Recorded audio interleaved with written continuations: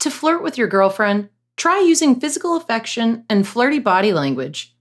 When you're with her, make eye contact, smile a lot, and don't hesitate to snuggle up if she's in the mood. For example, try holding hands with her, putting an arm around her shoulder, or giving her kisses. Flirting isn't just about what you do, it's also about what you say. Give her sincere compliments and tell her how much you appreciate her. If you're having trouble putting your feelings into words, write them down and leave her a surprise love note. You can also show your appreciation by spending quality time with her. Do things together that you both enjoy, whether it's going out on dates, taking walks together, or just hanging out and watching a favorite movie. Keep the spark alive by surprising her sometimes.